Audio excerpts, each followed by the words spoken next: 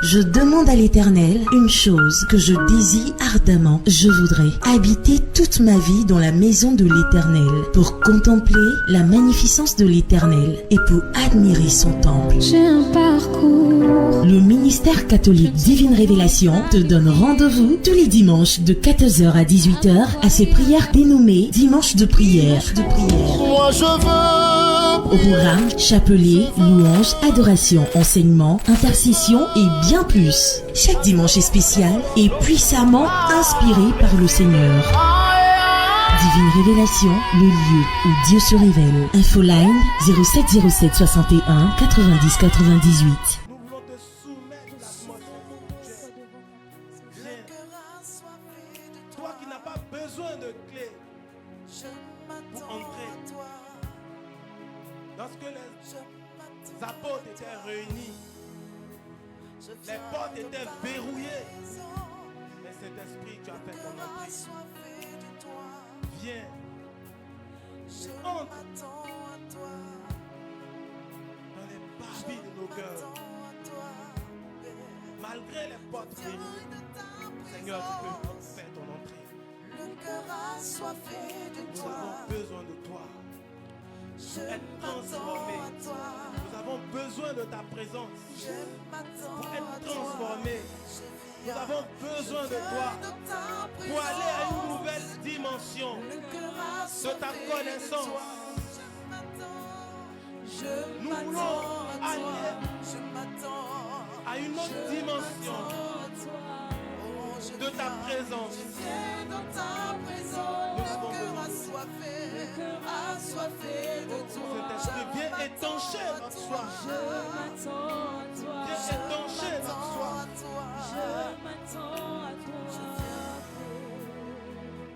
J'ai tant besoin de toi, Père, de toi seul. J'ai besoin de toi.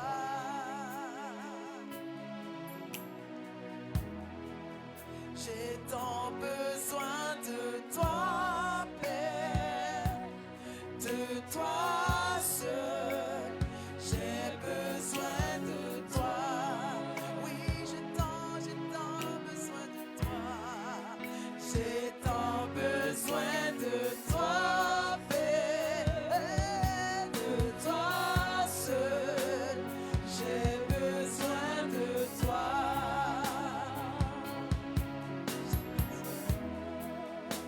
J'ai tant besoin de toi seul, de toi seul. Oh, j'ai besoin de toi.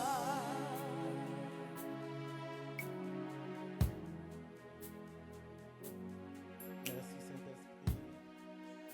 Nous voulons te rendre toute la gloire. Célébrer ta présence.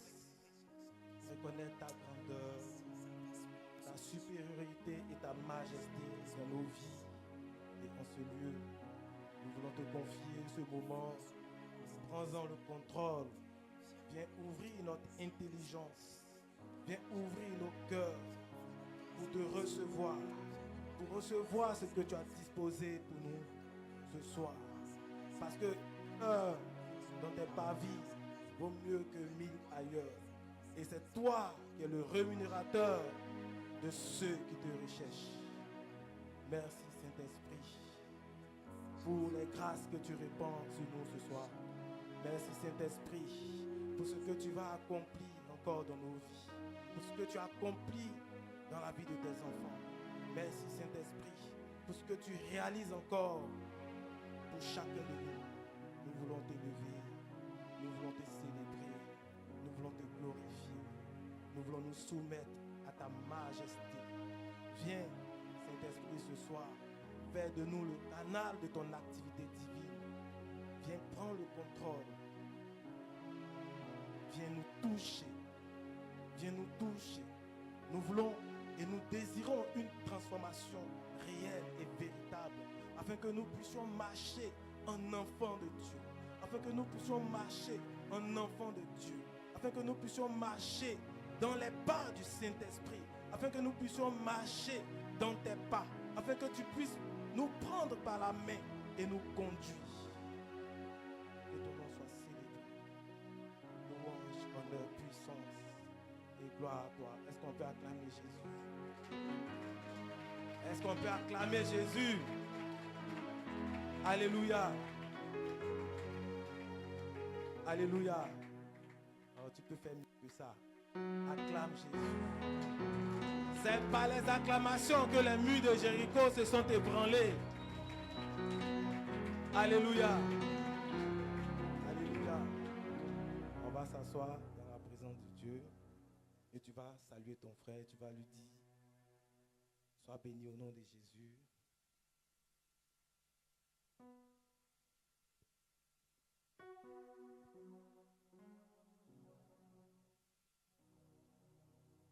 Je veux saluer chacun de nous ici dans le nom de Jésus. Et ce soir, le thème qui nous rassemble s'agit des dons spirituels et des charismes du Saint-Esprit. Donc ensemble, on va essayer de comprendre avec la grâce de l'Esprit ce que c'est que les dons spirituels et les charismes de l'Esprit. Mais on va prendre pour commencer le passage de Jean 7 à partir du verset 37 à 38 dans lequel nous allons commencer.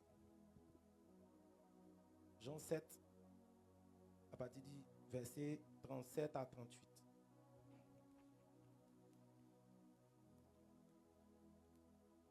Est-ce qu'on peut nous prendre ce passage? Jean 7.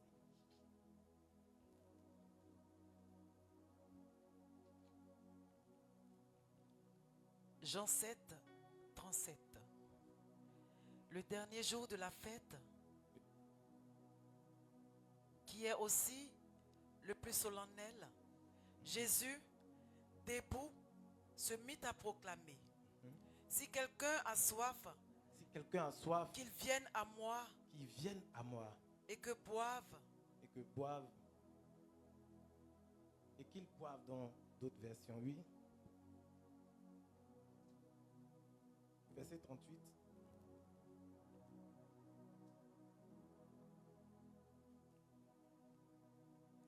Celui qui croit en moi, Celui qui croit en moi,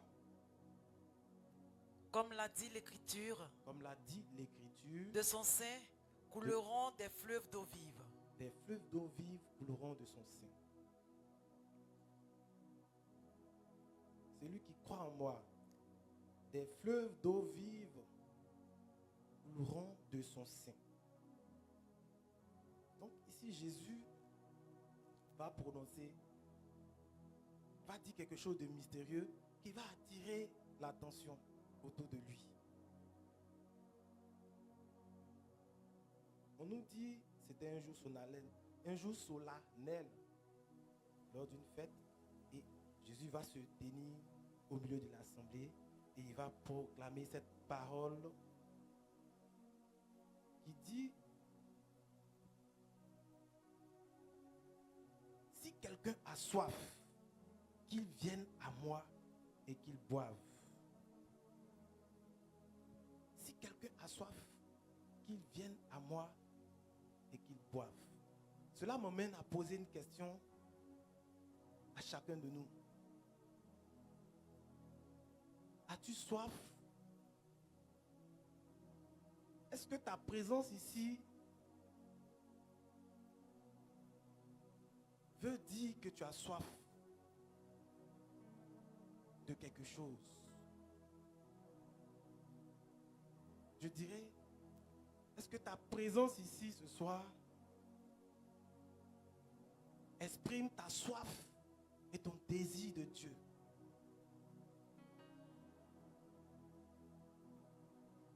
Comme le psalmiste le dit dans le psaume 42, il dit: mon âme a soif de toi, Seigneur. Mon esprit en moi te cherche. As-tu soif de Dieu? As-tu soif de sa présence? Parce que pour ceux qui étaient autour de Jésus, Ils se sont posé la même question. Mais qu'est-ce que cela peut signifier, ce qu'il dit? Il n'est pas une rivière. Il n'est pas un cours d'eau. Mais pourquoi il peut nous dire, si quelqu'un a soif, qu'il vienne et qu'il boive?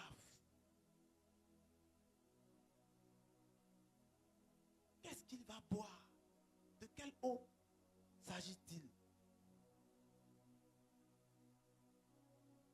Vous voyez, aujourd'hui, le problème des chrétiens, c'est le manque de soif et de faim spirituelle. Le problème des chrétiens, c'est le manque de soif. On n'a plus soif de Dieu et de sa présence. C'est pourquoi nous sommes des chrétiens qui sont faibles spirituellement.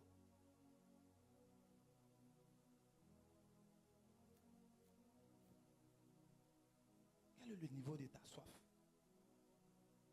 Parce que la dimension de ta soif spirituelle va déterminer ton niveau de profondeur dans la richesse de Dieu.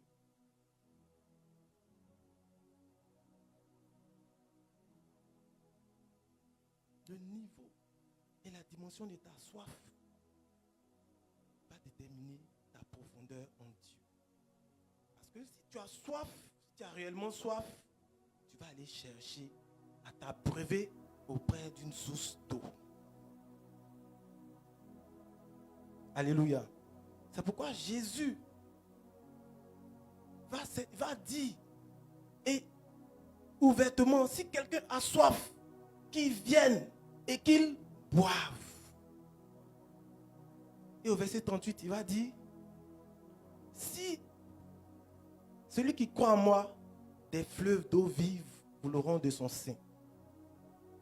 Qu'est-ce que cela signifie? Qu'est-ce qu'il voulait dire par là?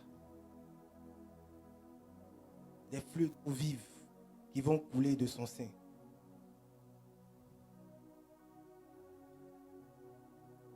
On peut lire la suite du verset, au verset 39. Parce qu'il lui-même me donne la réponse en même temps. Il désignait ainsi l'esprit que devaient recevoir ceux qui croiraient en lui.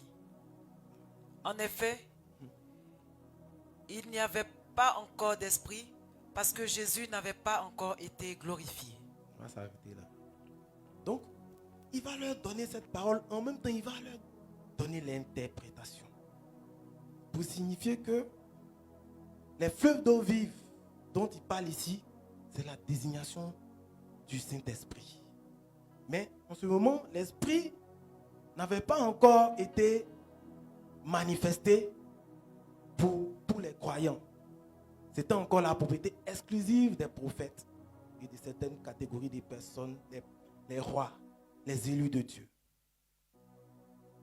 On dit Jésus n'avait pas encore été glorifié.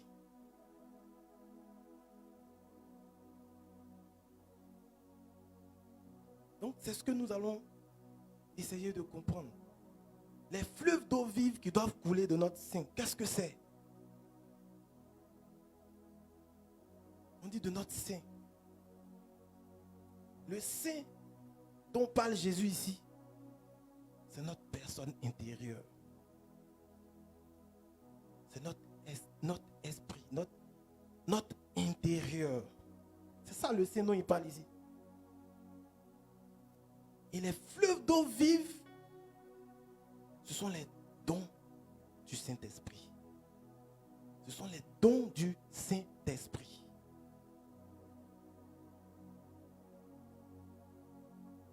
Et Dieu nous donne ces dons et ces charismes. Pourquoi? Pour que nous puissions agir tel que lui, il veut pour son peuple et parmi son peuple.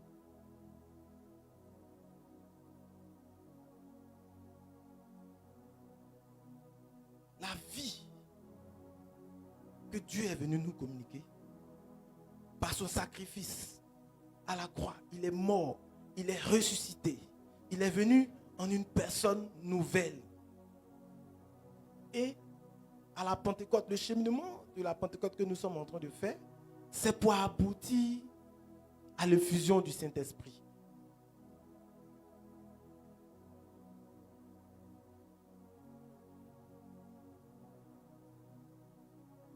Jésus est venu pour nous communiquer une vie nouvelle, une marche nouvelle en Dieu. C'est-à-dire, il est venu bouleverser tous les standards de vie chrétienne qui étaient déjà établis dans le judaïsme pour faire asseoir une nouvelle forme de vie, mais manifestée par l'esprit. C'est pourquoi il n'était pas compris par les prêtres et les pharisiens. Vous voyez, il est difficile d'accepter ce qui est nouveau.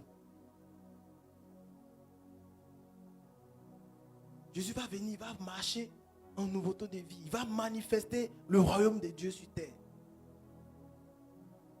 Mais parce qu'il avait quelque chose que les autres n'avaient pas. Et c'est ce qui touche du doigt ici en disant, celui qui croit en moi, des fleuves d'eau vive couleront de son. Donc c'est ce qu'il est venu nous donner. Mais pour accéder à ces fleuves d'eau vive, il y a une condition d'abord, c'est de croire. Donc c'est une dimension de foi. Donc Jésus est venu pour nous introduire dans une dimension de foi, mais de puissance.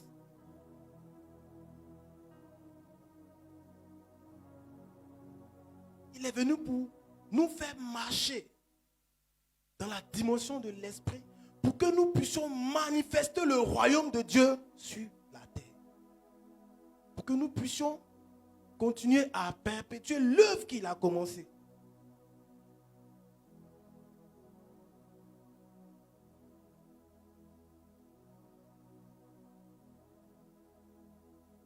Donc, la vie que Jésus est venu nous communiquer, qui est la vie de l'esprit. Mais beaucoup de chrétiens ne manifestent pas cette vie-là. Ou du moins, sont à un état où l'esprit n'est pas encore éveillé en eux. Pourtant, ces chrétiens sont baptisés, confirmés, ils ont reçu le dépôt de l'esprit. Mais leur vie ne reflète pas ces grâces reçues. Il est important de savoir. Aujourd'hui, notre enseignement va tourner autour de ces dons de l'esprit. On va essayer de comprendre quels sont les différents types de dons et à quoi ça sert. Il est important de connaître ces choses. C'est pourquoi Saint Paul va dire, vous qui êtes des... On va prendre Romains, le livre de Hébreux 5. C'est pas Paul, Hébreux 5, verset 13 à 14. Il dit, vous qui devez être des maîtres, vous êtes encore à l'étape du lait et désirez la nourriture solide.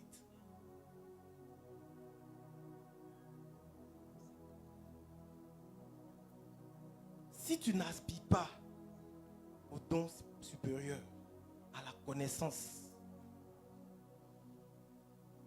et que tu te contentes de la nourriture élémentaire de la parole, tu ne vas pas grandir spirituellement. Tu ne vas pas faire de progrès. Quiconque en est encore au lait ne peut suivre un raisonnement sur ce qui est juste, car c'est un bébé. Parce qu'un bébé peut tenir un raisonnement sur un sujet. C'est pourquoi il y a beaucoup de chrétiens dans l'église qui ne comprennent rien et au moindre débat, ils sont frustrés.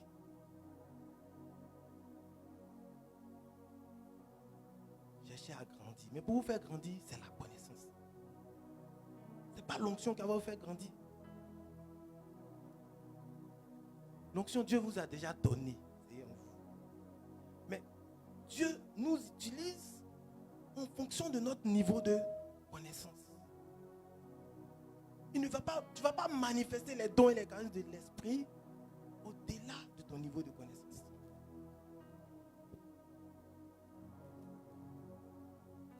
C'est très très important. La nouvelle évangélisation dont nous parlons ici.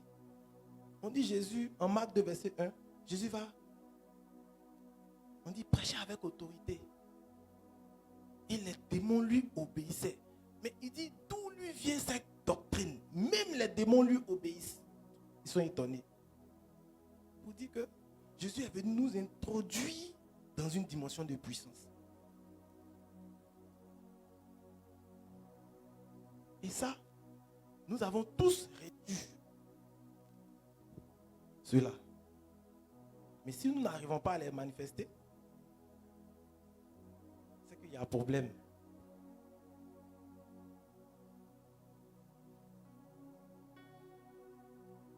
C'est pourquoi le prédicateur du Vatican dont on parlait tout à l'heure, quant à la Messa, il dit sans la hiérarchie, l'Église serait chaotique, mais sans les dons spirituels ou les charismes, l'Église serait morte. Jésus est venu, il a prêché, il a fait des miracles. Mais les gens, malgré qu'ils voyaient les miracles que Jésus faisait, ils ne croyaient pas qu'il était le Fils de Dieu. Il va aller même dire, mais si vous ne croyez pas en moi, croyez en mes œuvres. Mais ils ne vont pas croire en lui.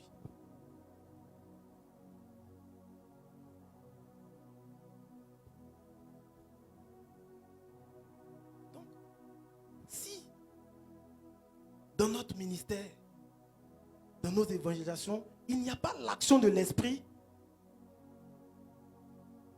les chrétiens ne seront pas convaincus que nous sommes de Dieu. La Bible dit que les signes accompagnent la prédication. On va y arriver. Donc si l'Église, si Dieu n'avait pas donné ses dons et ses charismes à l'Église, l'Église allait mourir.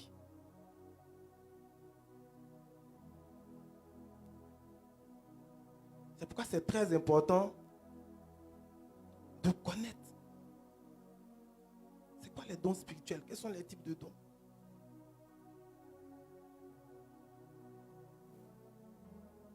Vous voyez, si on se rassemble tous les jours pour prier, sans qu'on ne cherche à comprendre ce... C'est dit que certaines vérités, bien certaines... comment je peux dire ce thème? Certains principes ou bien certaines réalités spirituelles de notre vie chrétienne, il serait difficile pour nous de croître spirituellement. Et 1 Corinthiens 12, verset 1 nous dit, Saint Paul nous dit, aspirez aux dons les meilleurs. Mais quels sont ces dons-là? Il y a plusieurs dons. Donc on va aller vite parce que on est déjà à 17h. Je vais déjà définir ce qu'est un don spirituel ou charisme. Les dons spirituels sont des grâces spirituelles qui sont ordonnées à l'édification de l'Église pour le bien du peuple de Dieu. Pour le bien du peuple de Dieu. On peut prendre 1 Corinthiens 12. Nous allons lire.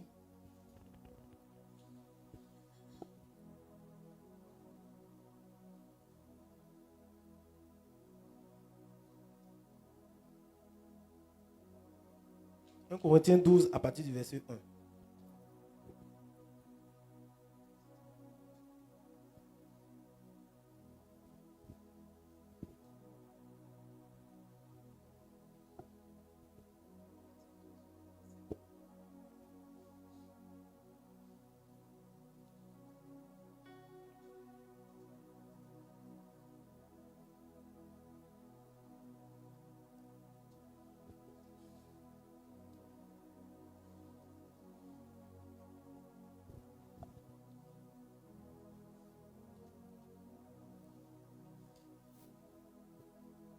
« 1 Corinthiens 12 à partir du verset 1. Au sujet des phénomènes spirituels, Au sujet des phénomènes spirituels, je ne veux pas, frère, je ne veux pas, frère, que vous soyez dans l'ignorance. que vous soyez ignorants. Donc Saint Paul va nous dire, au sujet des phénomènes spirituels, il ne veut pas nous laisser dans l'ignorance. Vous voyez, Saint Paul, il était vraiment profond dans la connaissance de Dieu. c'est je peux dire, le premier des apôtres à nous éclairer sur le sujet des phénomènes spirituels. Vous voyez un peu comment il était avancé pour des siècles par rapport à sa génération. C'est le seul clairement qui va élucider les phénomènes spirituels et les dons et qui va expliquer dans le détail les différents dons et leur utilité. Avant que les théologiens ou les Platon, les Aristote ne viennent se prononcer sur les phénomènes, ceux qui étaient chrétiens, se prononcer sur ces réalités spirituelles, mais Saint Paul avait déjà donné, il avait déjà traité le sujet. Vous voyez un peu à quel niveau de connaissance il était par rapport à sa génération. Il était très avancé. Il était très avancé. C'est-à-dire que Dieu l'a ouvert à la connaissance. Mais ce n'est pas pour rien qu'il était l'élève de Gamaliel. On dit que Gamaliel était l'un des maîtres les plus respectés de la loi. Donc, mais quand Saint Paul était avec Gamaliel, c'est le judaïsme qu'il a étudié. Il était docteur de la loi, mais il n'était pas docteur des réalités spirituelles de l'esprit. Ça veut dire qu'il ne s'est pas contenté de son appel, mais il allait chercher, il allait étudier pour comprendre dans quoi est-ce qu'il a mis les pieds. Tu ne peux pas être dans quelque chose et puis ne pas savoir ce que tu fais. Ça, c'est la plus grande forme d'ignorance. C'est pourquoi il dit, vu que lui, il a été éclairé à la lumière de l'évangile du Saint-Esprit, il va chercher à éclairer ses frères. Parce qu'il a réalisé combien il y a beaucoup qui ne peuvent pas comprendre ces phénomènes-là. Donc il dit, au sujet des phénomènes spirituels, je ne veux pas que vous soyez ignorants. Donc, on va comprendre. Il dit, désirez les dons les meilleurs. On va lire la suite. Vous savez que lorsque vous étiez païens, vous étiez entraînés comme au hasard vers les idoles muettes. C'est pourquoi, je vous le déclare, personne parlant sous l'inspiration de l'Esprit de Dieu ne dit « Maudit soit Jésus » et nul ne peut dire « Jésus est Seigneur » si ce n'est pas l'Esprit Saint. À partir du verset 4. Il y a diversité de dons de la grâce. Il y a diversité du don de la grâce.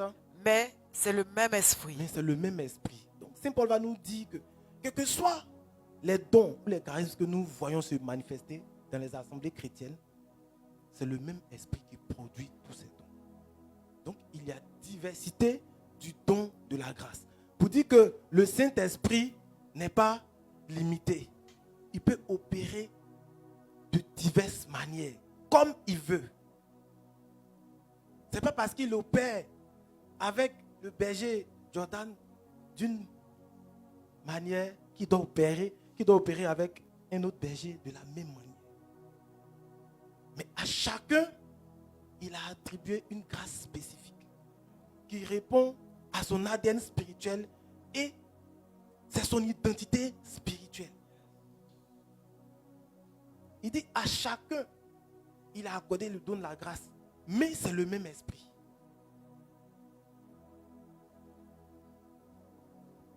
On va lire la suite. Verset 5. Diversité de ministères, mais c'est le même esprit, le même Seigneur. Diversité de modes d'action, Diversité de modes d'action, mais c'est le même Dieu qui, en tout, met tout en œuvre. À chacun est donnée la manifestation de l'esprit. À chacun est donné la manifestation de l'esprit En vue du bien de tous. En vue du bien de tous. On va s'arrêter là. Donc quand le Saint-Esprit t'a donné une grâce là, ce n'est pas pour te glorifier. Ce n'est pas pour dire que tu es loin. Ce n'est pas pour dire que tu es fort. Mais c'est pour le bien de tous. Donc ça, on doit comprendre ça. Donc, à chacun est donné la manifestation de l'esprit pour le bien de tous. Au verset 8, il va citer maintenant les différents dons de l'esprit, les différents charismes de l'esprit. On va lire le verset 8. À l'un, par l'esprit, est donné un message de sagesse. Est donné un message de sagesse. À l'autre, un message de connaissance. Selon le même esprit. Selon le même esprit. C'est le même esprit qui fait tout ça. Il peut donner le don de sagesse, la parole de sagesse à l'un, la parole de connaissance à l'autre. Mais c'est le même esprit qui réalise tout ça. On va lire tout le verset 8 et 9 avant que je ne revienne sur les explications. À l'un, dans le même esprit, c'est la foi. À un autre, dans l'unique esprit, ce sont des dons de guérison. À tel autre, d'opérer des miracles. À tel autre, de prophétiser. Le don de prophétie. À tel autre, de discerner les esprits. À tel autre encore, de parler en langue. Enfin, à tel autre, de les interpréter. On va s'arrêter là. Donc, Saint Paul va énumérer une liste de plusieurs dons de la grâce ou charisme de l'esprit. Bon, don et charisme, c'est la même chose. Hein. Ce n'est pas que ces mots-là vous fatiguent. Don et charisme, c'est la même, ça désigne la même chose. On dit à l'un donner la parole de sagesse, à l'autre la parole de connaissance. Et Saint Thomas d'Aquin va faire une classification de ces dons-là et qui va regrouper.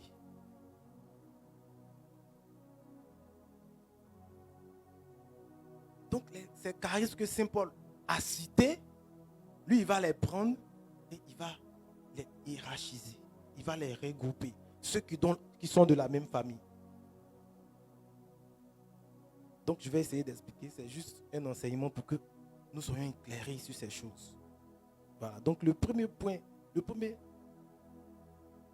groupe de charismes qu'on a mis ensemble, ce sont les charismes d'inspiration qui se manifestent par l'inspiration divine. Ça dit que on ne les commandite pas. Ça dit, c'est pas quelque chose de qu'on a prévu. Mais c'est quelque chose, pendant que nous sommes en train de prier par la grâce de l'Esprit, qui se manifeste.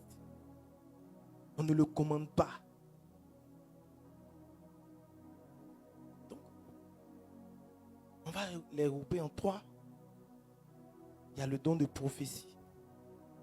Il y a la diversité des langues que les théologiens appellent la glossolalie. Il y a l'interprétation des langues. Ces 3 dons de la grâce sont regroupés dans les charismes d'inspiration.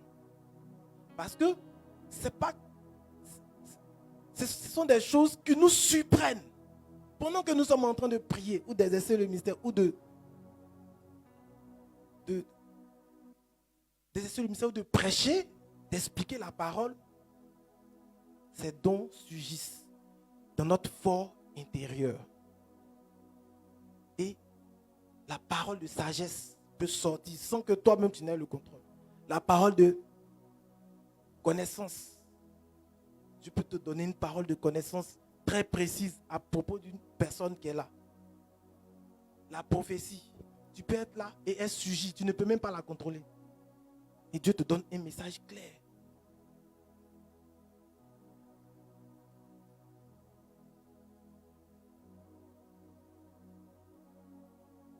Mais on ne prophétise pas sans la motion de l'esprit. C'est pourquoi quand je vois beaucoup qui sont là, je vais prophétiser. Bon, je ne parle pas de quelqu'un, moi je parle de ce que je sais. Mais je veux dire que ce n'est pas des dons que nous-mêmes nous pouvons commanditer comme ça. Ou bien je suis là, comme je suis content, je prophétise ta vie. Oui, ça peut se réaliser comme ne pas se réaliser. Mais ce qui est authentique, c'est ce qui est poussé par l'action du Saint-Esprit.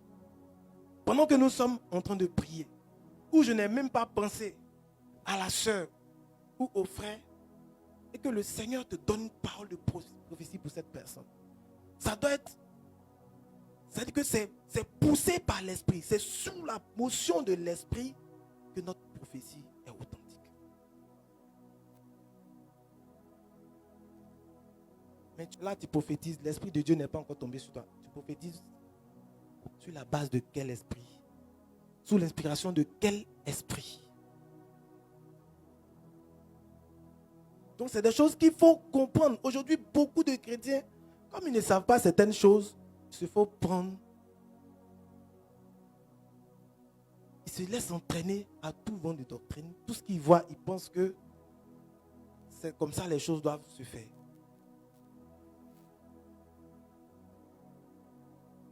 Mais c'est à chacun de nous, Dieu a donné des dispositions. Mais il y a d'autres qui ne se connaissent même pas. Ici, il y a des personnes qui leur demandent quelle est la grâce que Dieu t'a donnée. La personne ne sait pas.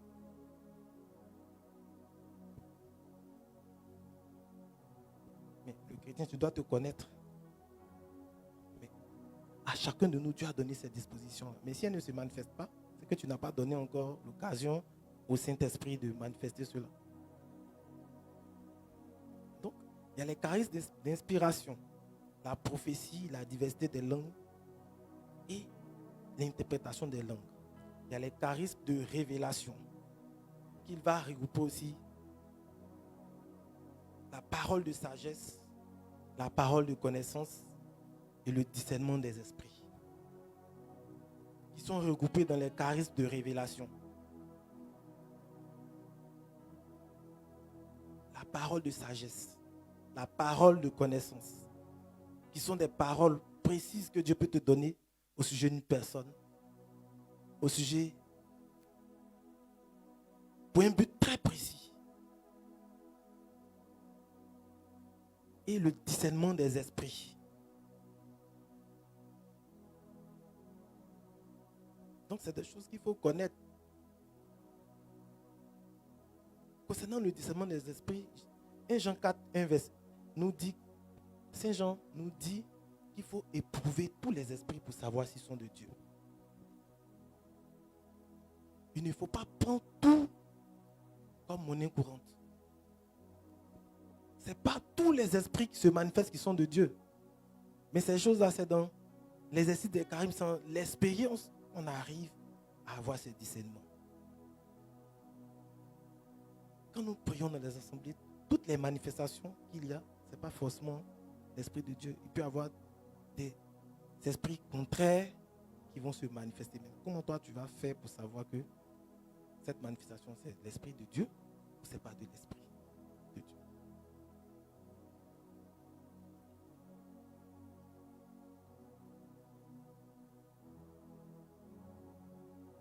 Et le discernement, c'est quelque chose qui est très important pour des chrétiens qui se veulent spirituels. Si tu n'arrives pas à discerner, tu vas faire commettre beaucoup d'erreurs dans la vie spirituelle. Et le troisième point sont les charismes de puissance ou d'action qu'on a regroupés en 3 aussi. La foi. Et concernant la foi, Jésus a beaucoup enseigné. En Marc 11, verset 22 à 24, il va parler de la foi. On peut prendre Marc 11, verset 22 à 23. On va voir ce que Jésus a dit sur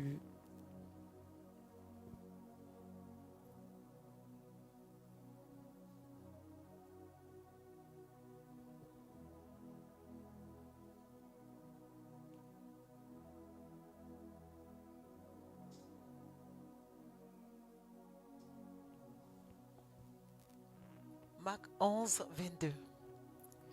Jésus leur répondit, ayez foi en Dieu. Ayez foi en Dieu.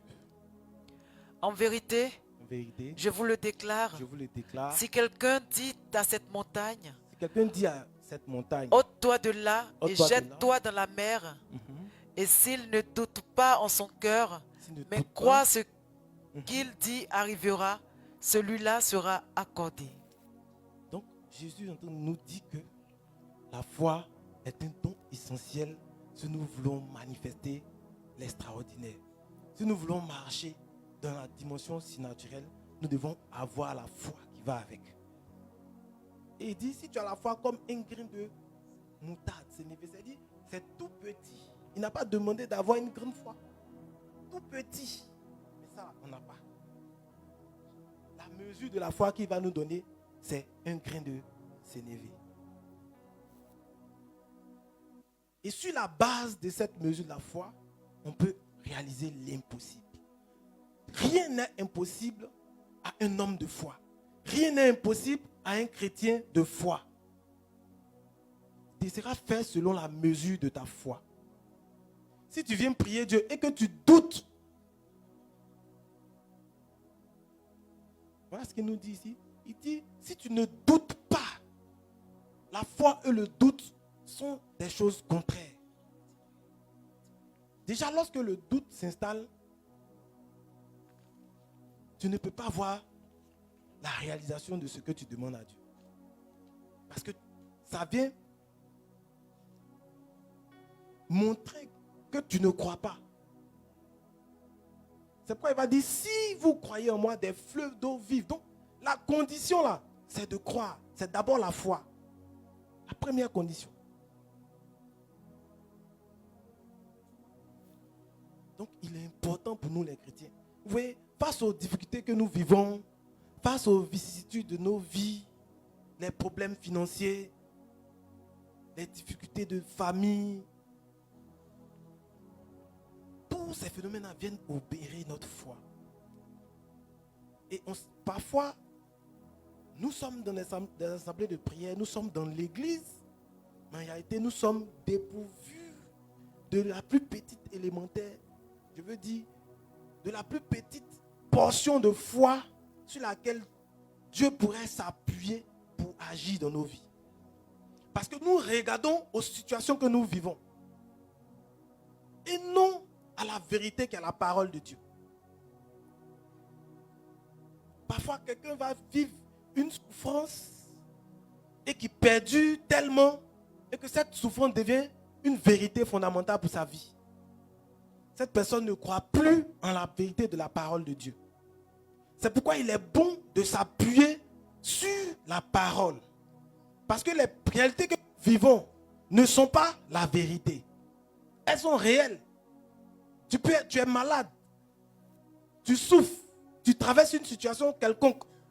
C'est la réalité. Mais ce n'est pas la vérité selon la parole de Dieu. Je ne sais pas si je peux faire comprendre.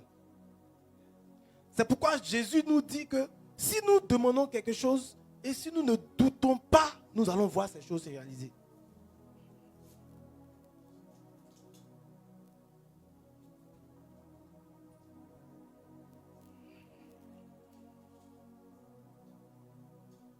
C'est important. Ne laissons pas ce que nous vivons, les difficultés que nous traversons, venir étouffer notre foi, étouffer notre conviction et nous emmener même à nous décourager. Et quand c'est comme ça, on commence à trouver, à prendre la prière pour une corvée. On perd le goût de la prière, on perd le goût de la présence de Dieu, on ne se sent plus bien en assemblée. Et après, si on n'a pas la force de l'esprit de revenir à de meilleurs sentiments, on va dire Dieu, notre Dieu n'est pas puissant. Ça fait des années que je prie. Comme la vidéo que nous avons vue sur Facebook, où il y a quelqu'un qui va taper à la fenêtre des prêtres, se plaindre qu'il y a longtemps, il souffre, il faut qu'il fasse quelque chose. Les pauvres prêtres sont en train de dormir, sont fatigués. Vous voyez, c'est ça. Les chrétiens aujourd'hui, on ne veut plus faire d'efforts. On veut que tout vienne à nous.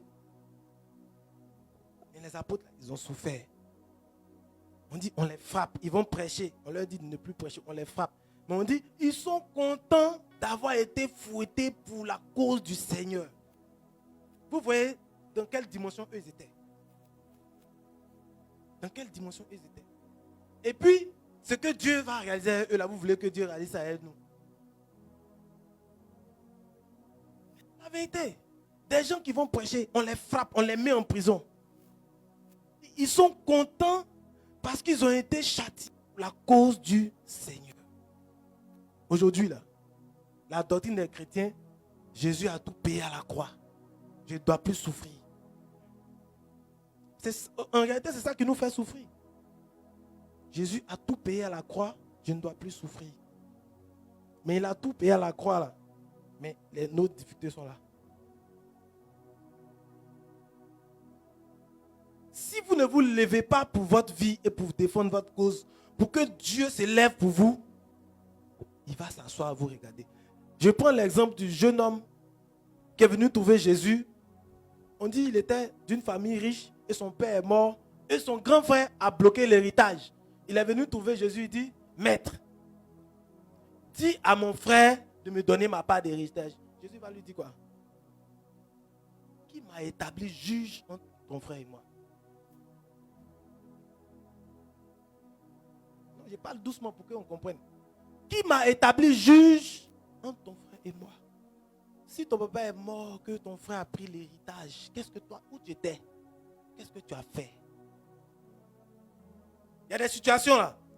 Quand tu demandes à Dieu de te rendre justice là, il va te dire qui m'a établi juge entre ta famille et moi.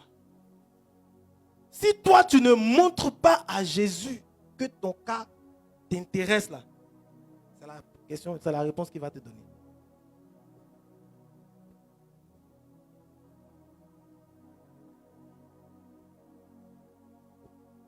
Si tu dors sur tes lauriers et tu dis Jésus a tout payé à ma croix, on va t'enterrer avec les promesses de Dieu sur ta vie.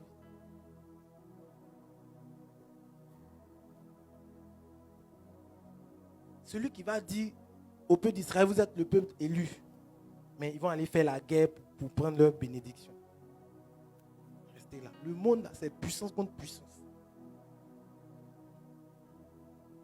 Donc, on va parler des dons d'abord. Après le don de la foi, c'est pour expliquer un peu comment la foi est importante pour le chrétien. Pour qu'il rentre dans sa destinée, dans l'accomplissement de sa destinée. Et après, la foi est le don des guérisons.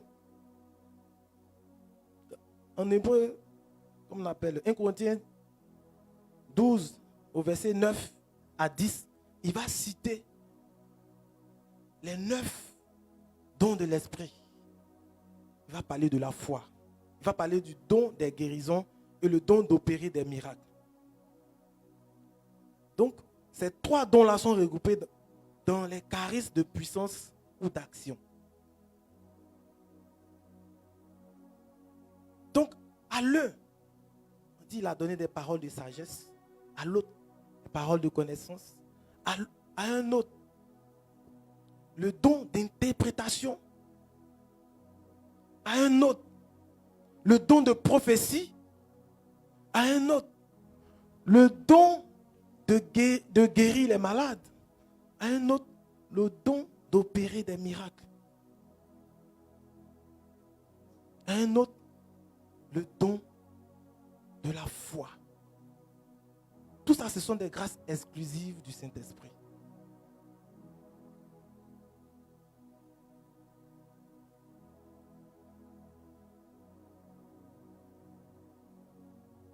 C'est important de connaître ces choses. Normalement, ces enseignements, c'est dans les récollections, on doit se retrouver. Ce n'est pas enseignement du dimanche. Et dimanche, les gens veulent que tu viennes prêcher et puis dire tu es béni. Les chrétiens ne veulent plus qu'on les enseigne. Alors qu'ils ne connaissent pas les fondamentaux. C'est ça. Il faut aspirer dans le meilleur. Donc, Dieu t'a donné quelque chose. En toi, là, Dieu a mis des dispositions. Mais on dit, tous ces dons, il nous a donné quoi? Pour le bien, pour l'édification du peuple de Dieu et pour le bien commun, le bien de tous. Ce n'est pas pour se glorifier. Ce n'est pas pour se glorifier. C'est pour manifester le règne de Dieu sur la terre. C'est pour manifester le règne de Dieu sur la terre que Jésus nous a donné ça. C'est pourquoi il dit, celui qui croit en moi, des fleuves d'eau vive vont couler de son sein. Les fleuves d'eau vive dont il parle ici, là, Ce sont ces dons qu'il a listés en 1 Corinthiens 12, versets 4 à 10. C'est ça. Les fleuves d'eau vive, ce sont ces dons du Saint-Esprit. Ce sont ces charismes du Saint-Esprit.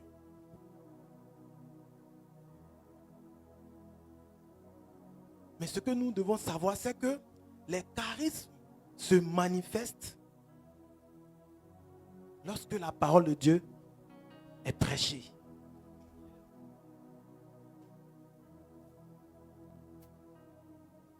Les charismes se manifestent lorsque la parole de Dieu est prêchée. Dieu manifeste. L'Esprit de Dieu souffle pour que la grâce qu'il a déposée en chacun puisse se manifester. Donc la parole de Dieu est le fondement sur lequel on s'appuie pour pouvoir expérimenter ces charismes. C'est pourquoi la Bible nous dit, les signes accompagneront la prédication. Les signes vont accompagner la prédication.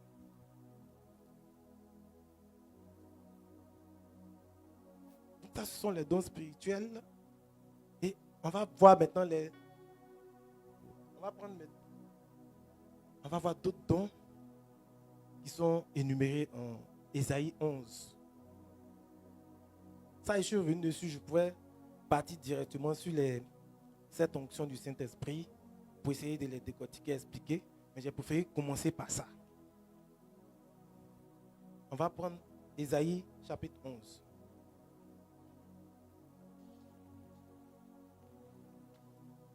Donc pour récapituler, je dirais que les dons spirituels, les charismes de l'esprit, ce sont des dispositions intérieures que Dieu nous donne pour opérer dans la dimension de l'esprit. Pour opérer dans la dimension surnaturelle. Parce que quand Jésus est venu, le travail qu'il est venu faire, c'est de susciter en nous la vie de l'esprit et tuer en nous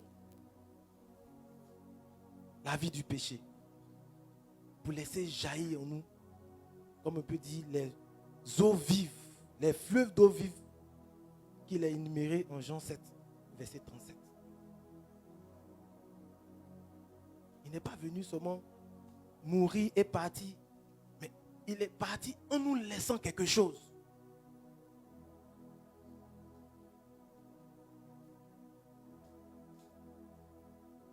Donc si Saint Paul nous exhorte à aspirer aux dons les meilleurs, c'est parce que c'est important pour notre vie chrétienne. C'est parce que ces dons-là sont importants pour nous. On va lire Ésaïe 11. Ésaïe 11, verset 1. Un rameau sortira de la souche de Jessé, un rejeton jaillira de ses racines. Sur lui reposera l'esprit du Seigneur, esprit de sagesse et de discernement, Esprit de sagesse et de discernement. esprit de conseil et de vaillance, Esprit de conseil et de force. esprit de connaissance et de crainte du Seigneur. Esprit de connaissance et de crainte du Seigneur. Et il lui inspirera la crainte du Seigneur. Et lui inspirera la crainte du Seigneur. Il ne jugera pas d'après ce que voient ses yeux. On va s'arrêter là. Donc, ici, nous avons une autre catégorie de dons de l'esprit. Isaïe nous parle, va énumérer ici 7 dons, en commençant par la sagesse. On dit, un rejeton va sortir de la maison de Jessé et sur lui va reposer l'esprit de sagesse et de connaissance. L'esprit de force, de vaillance et l'esprit de conseil et de crainte du Seigneur. Mais ces dons-là, Dieu nous donne là. Pourquoi il nous donne ces dons? Quelle est leur utilité dans notre vie? Quelle est l'utilité de la sagesse, de la connaissance, de la crainte que Dieu nous donne? C'est pourquoi? Vous voyez, Jésus lui-même, il a manifesté tous ces dons-là sur la terre. il a manifesté toutes ces grâces-là sur la terre.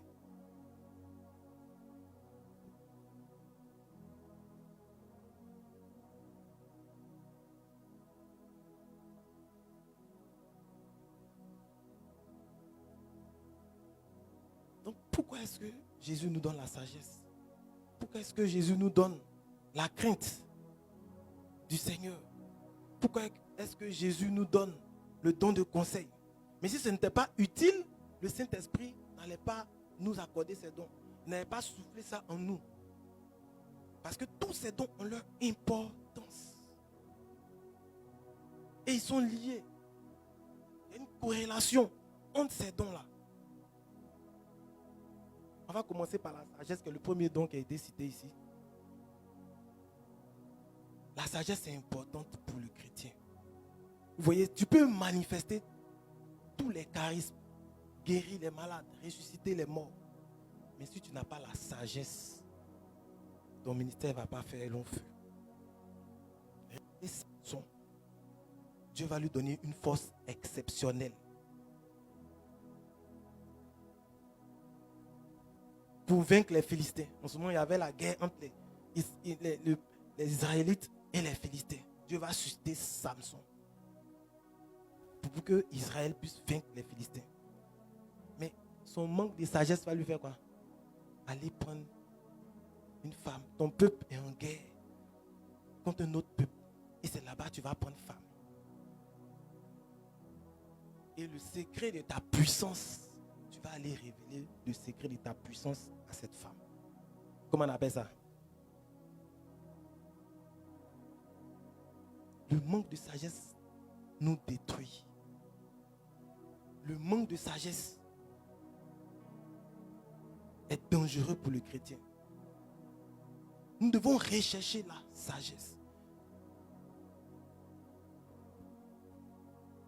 C'est pourquoi dans la Bible on nous dit, si tu manques de sagesse, c'est dans le livre de Jacques, si tu manques de sagesse, demande-le à Dieu, il te le donnera. On peut prendre Jacques 1, verset 5 à 7.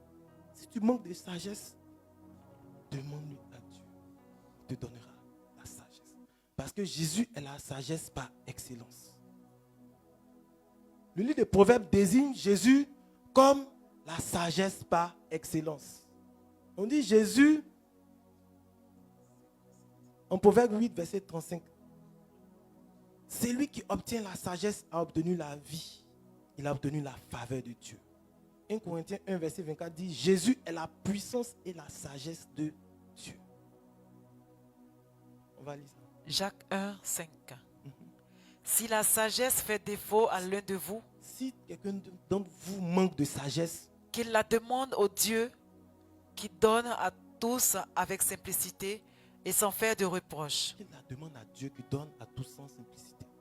Elle lui sera donnée. Elle lui sera. Donc, la sagesse, c'est un don qui est important. C'est très important dans notre vie chrétienne. Jésus même a manifesté la sagesse. On va prendre Luc 20, verset 22 à 25. On va lire. À chaque fois que les pharisiens venaient tendre des pièges à Jésus, pour essayer de l'arrêter, pour qu'il fasse des erreurs sur lesquelles ils allaient s'appuyer pour l'arrêter. Il a toujours utilisé la sagesse pour déjouer les pièges. La sagesse va être pour toi une arme qui va te permettre de déjouer les pièges de tes ennemis. Luc 20, 22. Nous est-il permis, oui ou non, de payer l'impôt à César? Voilà la question qu'ils vont venir poser à Jésus. Est-ce qu'on doit payer l'impôt à César? Il va dire. Pénétrant leur fourberie, Jésus leur dit. Pénétrant leur fourberie. Faites-moi voir une pièce d'argent. Faites-moi voir une pièce d'argent. De qui porte-t-elle l'effigie et l'inscription? Ils répondirent. De César. De César. Il leur dit. Eh bien, rendez à César ce qui est à César et à Dieu ce qui est à Dieu. Écoutez la réponse de Jésus, pleine de sagesse. Rendez à César, il les a pris à leur propre piège. Rendez à César ce qui est à César. Rendez à Dieu ce qui est à Dieu. Est-ce qu'ils n'ont pas compris là?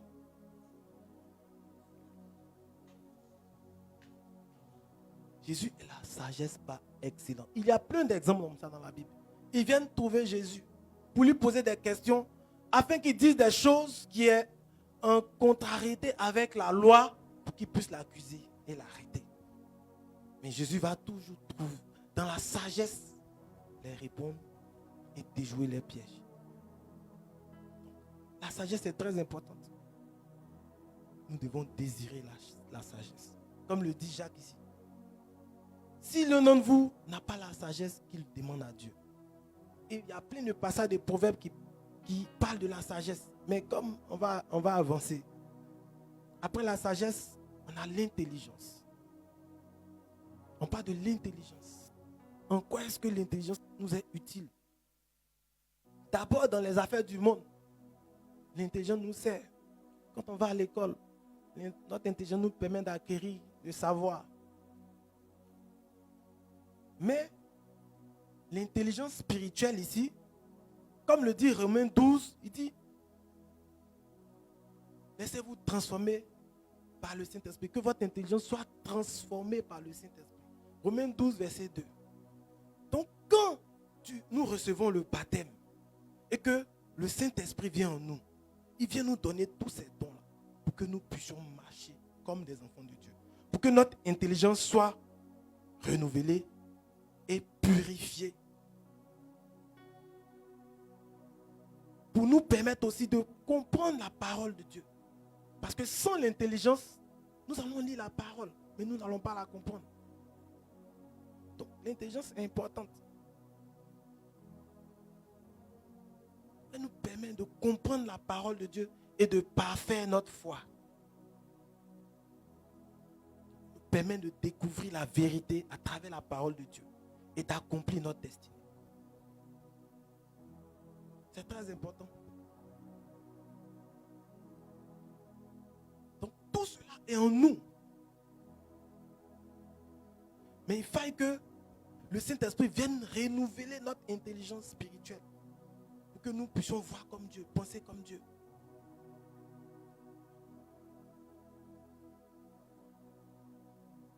Et après cela, il y a le don de conseil. Le conseil, c'est important.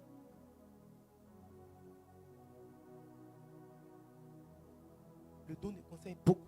Certaines personnes, il y a des personnes, quelque part, l'ampleur du problème, quand ils viennent mettre leur bouche dedans, le problème est réglé. Vous n'avez pas remarqué cela? Il y a des personnes comme ça. On n'a qu'à dire, c'est gâté comment il y a problème. Et quand lui va venir s'asseoir, ou bien elle va venir s'asseoir, elle va mettre sa bouche dedans. Le problème sera réglé. Il y a des personnes qui ont ce don de conseil-là. Il y a des personnes qui manifestent cela. Vous voyez, si après les charismes de l'esprit qui sont énumérés en 1 Corinthiens 12, on nous parle encore, l'Esprit de Dieu vient nous accorder les dons de l'Esprit. Et le conseil, c'est que c'est important. Beaucoup voient la manifestation de l'Esprit sous le côté puissance, sous le côté force. Et aujourd'hui, beaucoup de chrétiens n'apportent pas d'importance à ces autres dons. Nous pensons qu'on doit venir manifester seulement la puissance de Dieu, chasser les démons, faire descendre le feu pour dire que nous sommes des hommes de Dieu. Mais regardez, l'élévation de Joseph est venue par sa sagesse. L'élévation de Joseph n'est pas venue parce qu'il chassait les démons. L'élévation de Daniel ne s'est pas faite par l'onction, mais c'est par la sagesse. La Bible dit que Daniel était plus sage que tous les satrapes du roi, que tous ces magiciens. Dieu lui a donné l'onction de sagesse.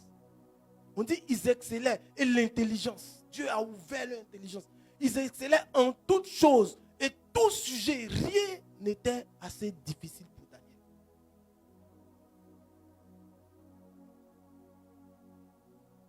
étaient des hommes spirituels, mais leur spiritualité était basée sur la sagesse et l'intelligence. Donc, ce n'est pas forcément venir manifester. À toi, ça peut être le don de conseil que Dieu t'a donné, mais par ce don-là, Dieu peut t'élever. Il peut te placer comme conseiller auprès du roi.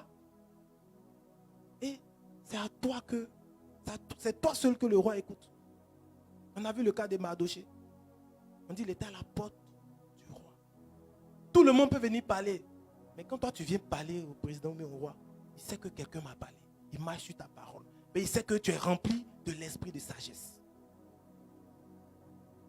Daniel va venir interpréter le rêve du roi. Il va faire un songe. Il va appeler tout le monde. Mais envoyez-moi les sages pour venir me donner l'interprétation. Ils vont envoyer tous les sages. Ils vont taper pour tout. Ils vont aller chercher le petit hébreu. Il va venir. Il va donner l'interprétation. Le roi même va dire, celui-là, il a l'esprit des dieux. Il a l'esprit des saints.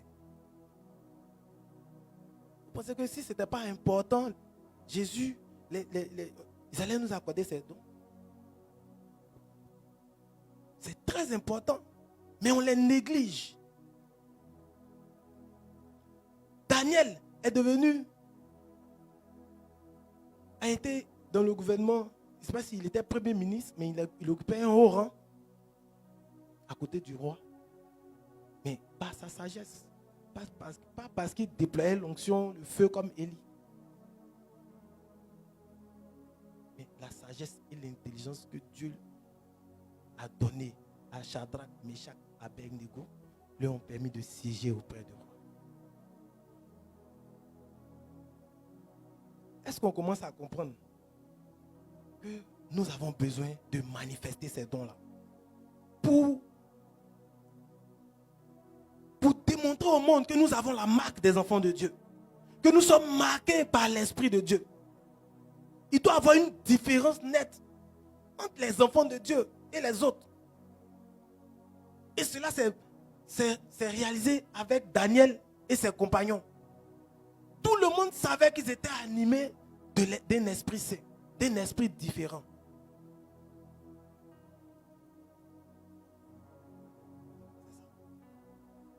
Nous, on cherche seulement la puissance, la puissance.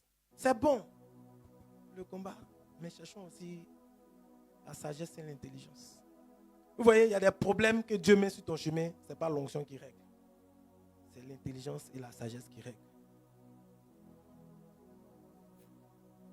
Quand ils ont posé la question à Jésus, est-ce qu'on doit payer le tribut à César là? Est-ce qu'il a chassé des démons? Est-ce qu'il a fait descendre le feu? Il a répondu, donnez à César ce qui est à César et à Dieu ce qui est à Dieu.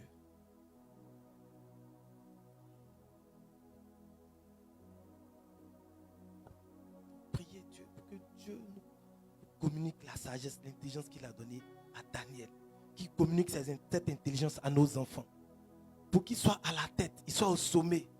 Aujourd'hui, ce sont les autres qui sont au sommet.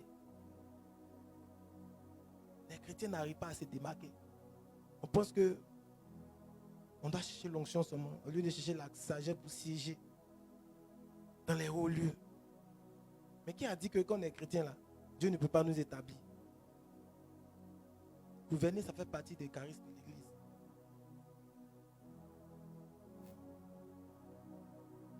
Vous voyez, c'est très important. Cherchons aussi à manifester le don de conseil. Et ensuite, il y a le don de force, le quatrième, qui ne signifie pas la force des biceps. Donc, je vais doucement pour qu'on comprenne bien. Le don de force, ce n'est pas manifester le don des biceps. Non, ce n'est pas ça. C'est pas ça. Mais c'est la force d'âme, la force intérieure, la résilience, le courage.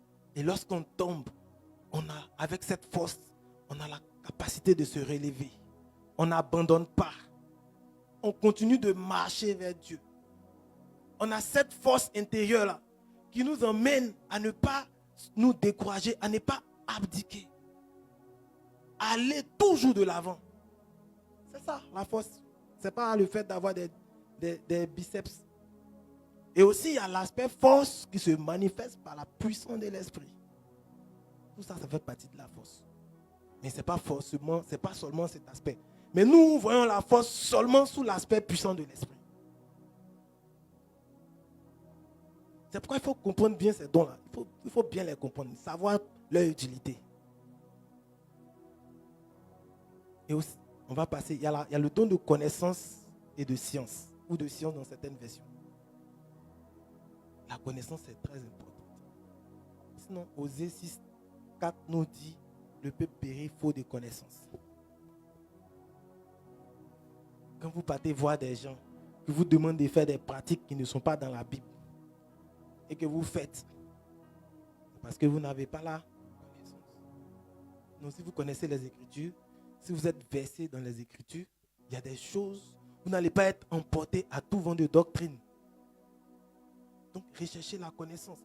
Mais la connaissance, c'est Dieu qui est capable de nous donner cette connaissance. Et la connaissance est importante pour le chrétien. Connaître sa parole, connaître Dieu. Cela nous éveille à la présence de Dieu. Dans sa création. La connaissance des choses et des réalités spirituelles. Cela nous permet de dépasser nos apparences humaines pour percevoir la dimension surnaturelle de Dieu dans la création et dans ce que nous sommes. C'est pourquoi le psalmiste peut dire dans le psaume 8, il peut glorifier Dieu pour dire, quand je regarde le ciel et la terre, la lune et les étoiles que tu as fixées, qu'est-ce que l'homme pour que tu penses à lui et le fils de l'homme pour que tu t'en soucies? Parce qu'à travers la création, il découvre la grandeur de Dieu. Ça, c'est le don de connaissance ou de science. Quand d'autres vont nier l'existence de Dieu en disant que le monde a été créé par l'effet d'un...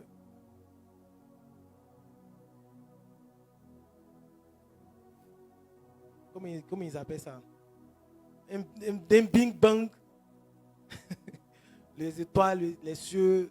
C'est-à-dire qu'il y a eu un Big Bang et puis tout a été créé. Qui nie l'existence de Dieu. Ça pas que Dieu s'est assis, il a pensé, il a conçu et il a créé. Tout a été fait selon la pensée de Dieu. Dieu c'est un architecte. L'architecte par excellence. On n'est pas venu comme ça au hasard et puis il y a le ciel, la terre. Ça sort de la pensée de Dieu. C'est la création de Dieu. Et c'est numéro 1 Genève, on dit qu'il a travaillé 6 jours. Il a créé le ciel, la terre. Il a tout fait avant de créer l'homme au 6e jour. Et puis, il va se reposer au 7e jour. Donc aussi, important, la connaissance. Le psaume 119, verset 100, nous dit quoi? Il dit, la connaissance de ta parole nous éclaire. Elle donne de l'intelligence aux sages.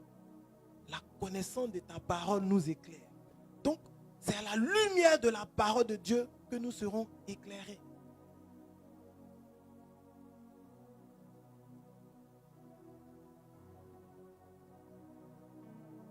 Nous devons connaître Dieu. Mais, connaître Dieu, la connaissance aussi se fait par des expériences. Parce que pour connaître Dieu, il faut l'avoir rencontré. Et dans la Bible, quand on parle de connaître, à chaque fois que dans la Bible, l'expression, quand on parle de connaissance dans la Bible, on parle de révélation de Dieu. On parle de rencontre de Dieu, de rencontre entre un homme et Dieu. Donc, connaître Dieu, c'est avoir fait l'expérience de Dieu. Tu peux connaître Dieu à travers les Écritures, mais tu le connaîtras mieux lorsque tu auras fait l'expérience de sa présence et de sa rencontre surnaturelle, comme Saint Paul l'a fait sur le chemin de Damas. Dans la révélation.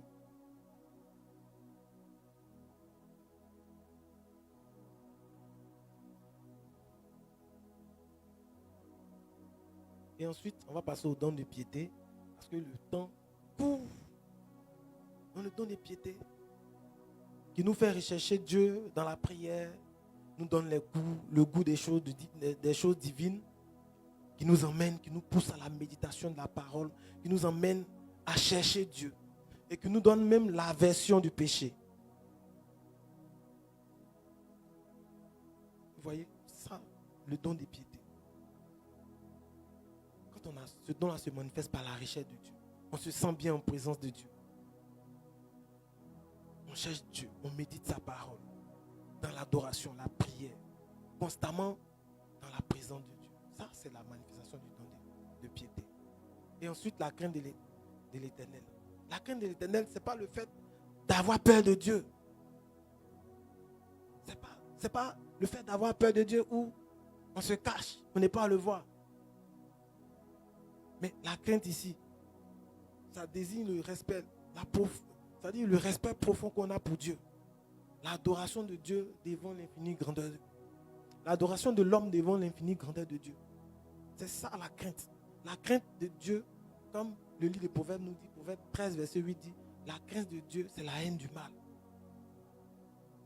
Le haut niveau de la crainte nous emmène à fuir le péché. Comme Job, on dit ses enfants sortaient, à chaque fois qu'ils viennent là, il va les purifier.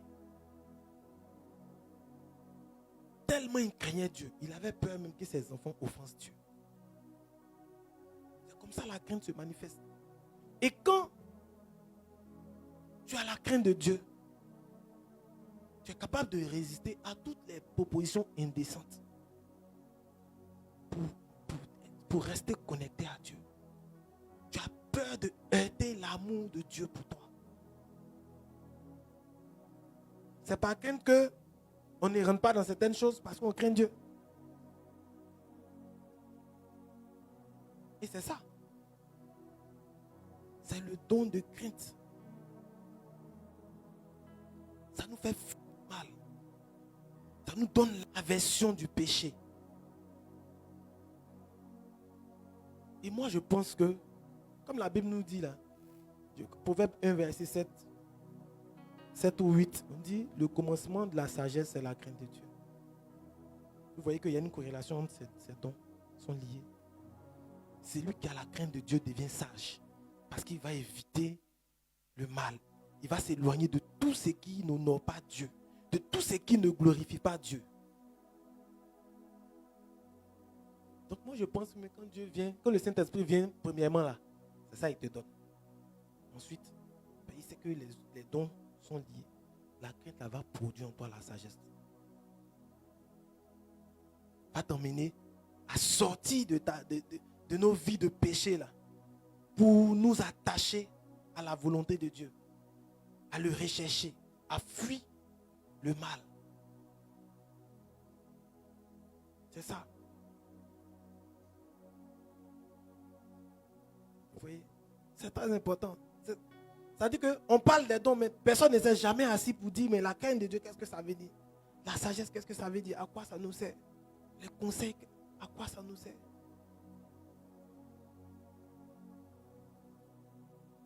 Et après, après ces dons, il y a les vertus. C'est-à-dire, tous ces enseignements sont tirés du catéchisme de l'Église catholique. C'est l'enseignement charismatique. C'est-à-dire qu'à la catéchèse, on a vu tout ça. Mais on a tout oublié. On nous parle des vertus. Je vais aller vite parce que il n'y a pas assez de temps. Ça, en 5 minutes pour terminer. Après, on nous parle des vertus. Et dans la morale chrétienne, il y a 7 vertus qui sont énumérées. Mais parmi ces 7 vertus, il y a 4 qui sont comme le pivot de la morale chrétienne. Donc on parle de vertus théologales, on parle de vertus cardinales. Mais les vertus cardinales, ce sont les vertus charnières sur lesquelles sont greffées les autres vertus. On a la prudence, la tempérance, la force, la justice. La prudence. Vous voyez? Une vertu, selon le catéchisme de l'Église catholique, c'est une disposition habituelle qu'a une personne à faire le bien, à rechercher le bien. Et ces vertus-là, les vertus cardinales dont je parle, la prudence, la tempérance, la force et la justice, qui sont aussi appelées charismes de gouvernement et qui sont vraiment décortiquées par plusieurs théologiens de l'Église, par saint Thomas d'Aquin. Vraiment, faites des recherches, vous allez. Aussi, on a des vertus humaines et morales qu'on obtient par notre éducation, par notre vie, par notre manière de vivre. Vous voyez, la manière de vivre de personnes, l'éducation qu'ils ont reçue, suscite en elles certaines vertus. Si tu as appris à tes enfants à respecter les aînés, à saluer, à être poli, ce sont des vertus qui vont développer quand ils vont grandir ou quand ils vont sortir. Ça sera comme leur caractéristique. On dira, mais les enfants de tels sont polis. Mais ce sont des vertus qu'on développe par l'éducation. Ce sont des vertus qu'on développe par l'éducation. Donc, il y a d'abord ces vertus morales-là ou humaines qu'on acquiert par notre éducation, par la vie qu'on a menée, par notre expérience. Et ensuite, il y a les vertus cardinales et les vertus théologales. Donc, la prudence est important. La prudence, c'est une démarche de l'Église. Parce que la prudence, là, ça nous mène au discernement. Et au bon discernement. Regardez l'Église, avant d'attester un miracle. Je crois que la semaine dernière, ils ont attesté un miracle qui doit être le 76e miracle. Si c'est le bon chiffre, hein, reconnu par l'Église. Une dame paralysée qui allait à Lourdes pour aller prier et qui pendant sa visite a reçu la décharge du Saint-Esprit qui l'a guéri, qui est reparti sans ses béquilles. Et l'Église a pris son temps des années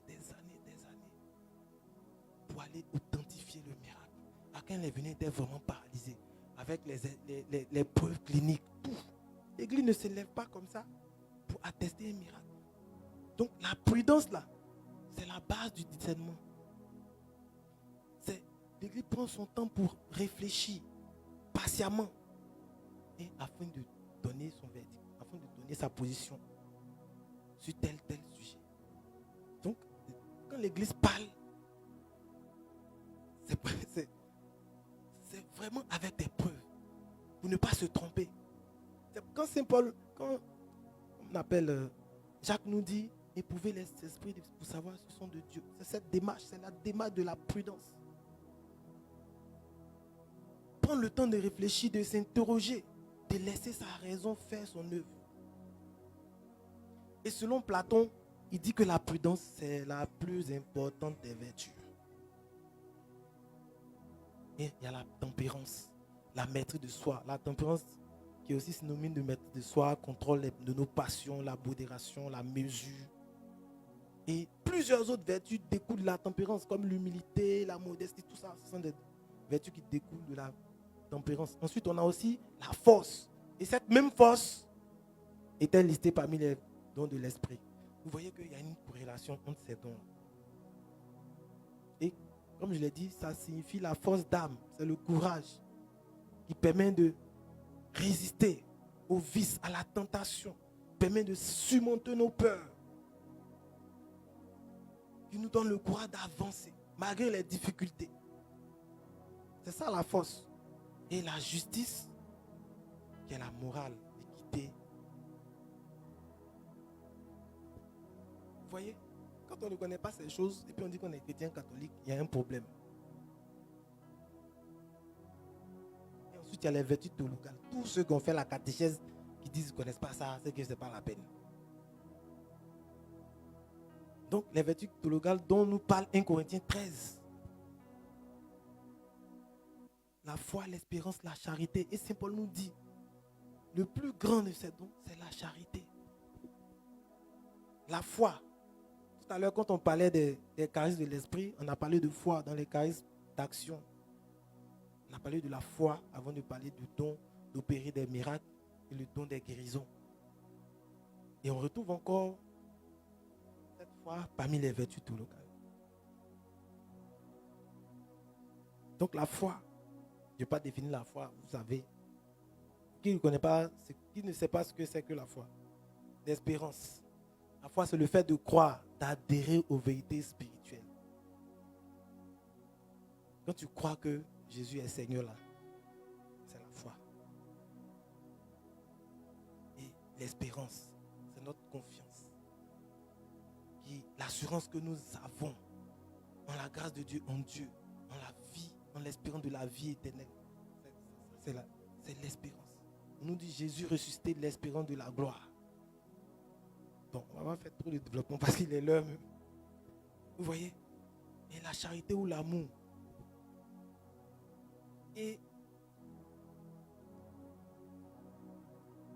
les vertus, ce qu'on doit comprendre ici, les vertus de Yoga, ce sont des dons qui nous sont accordés par Dieu. C'est-à-dire, ce sont des dons, c'est l'œuvre de la charité divine. Par contre, les vertus théologales, ce ne sont pas des dons qui viennent de Dieu, que nous développons nous-mêmes. Et les vertus théologales, ce sont ces dons qui nous font mériter le ciel. Ce sont ces dons qui nous font mériter le ciel. Par notre foi, par notre espérance et par notre charité. Comme le dit le Saint Jean de la Croix, il dit nous serons jugés sur l'amour, sur la base de l'amour. Et après il y a les fruits, donc on n'aura pas le temps de parler des fruits, il est déjà 18h.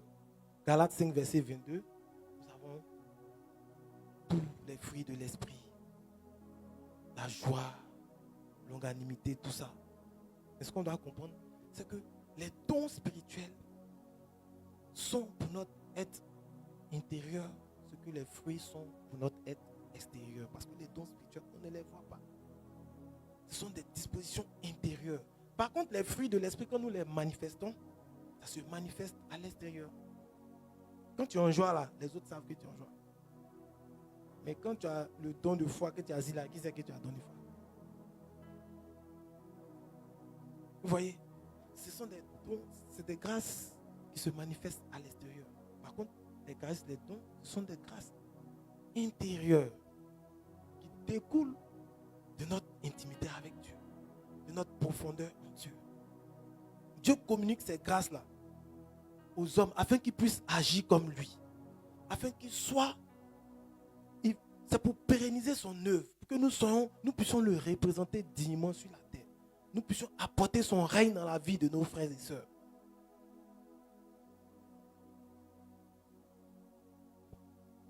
Ce sont des grâces exclusives de l'Esprit Saint qui nous font mériter le ciel et nous donnent accès à la vie divine. Et les dons nous perfectionnent. Les dons du Saint-Esprit nous perfectionnent. Nous amènent à la perfection de la vie chrétienne.